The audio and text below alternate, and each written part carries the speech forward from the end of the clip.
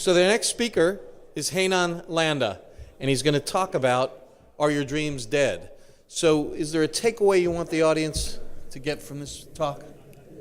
Yeah, I want you to go back and I want you to think if you're still driven by the passion that you started out with for your business.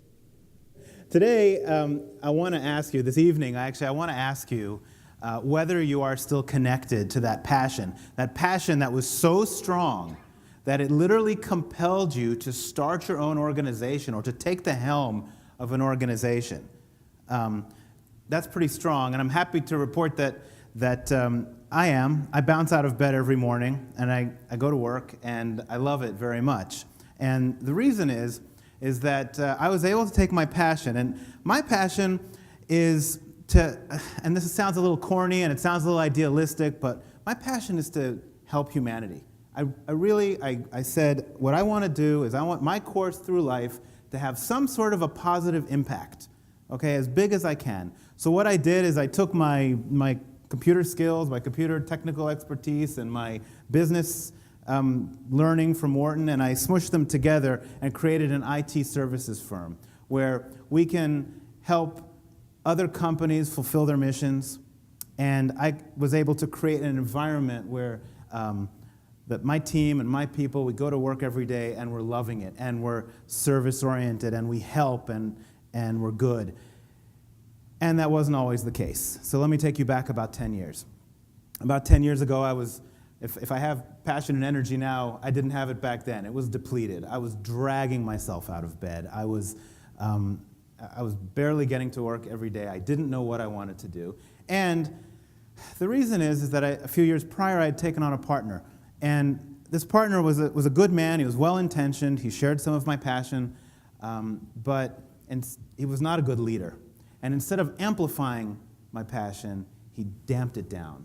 And he created a very negative environment inside the workforce.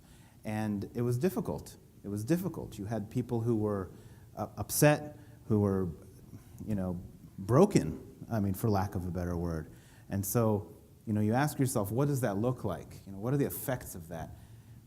Well, when your engineering team, your entire engineering team turns over 3 times inside of a year, and you lose $100,000, $200,000 in the course of a year, it hurts, and it's bad. And you're wondering, do I walk away from the business? Do I sell it?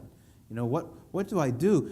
I made a commitment to this guy. He was my partner. This is, I hate to relate it, but it's like a marriage. You go in, you have integrity. I got a partnership. Let's do it. And now I have to consider separating him from the organization. Much thought, much questioning on how bad do I have to let it get before I make that decision. And when it began to affect my family and my livelihood, that's when I had to, make that decision and separate him. And in 2005, I did that. And luckily, we had in our organization over here a young and upcoming management rock star who took over that position and was inspired. David Campbell is an inspired leader. Don't make too much fun of him. He was able to he also shared my passion for service and shared my passion to help people. And he was able to amplify that. He was positive and amplified it so that everyone in the organization was inspired to help and to feel our mission, which is really tremendous. And it got to the point where we got so keyed on this positivity factor that we incorporated it into our hiring practice. You cannot get into our company if you do not meet the positive threshold, if you are not positive. And especially if you're coming in on a leadership level where a leader will actually amplify that positivity. So look, we're not Apple. There's very few Apples out there. But if history teaches us one thing, it's that a small group of people who are talented and who share a passion can make a difference. So what does it look like when that's happening? Well, I jump out of bed in the morning. And it's fun. And we're helping a lot of people fulfill their missions. And we've created a terrific place to work where we spend a lot of time, and it's really quite enjoyable and quite meaningful.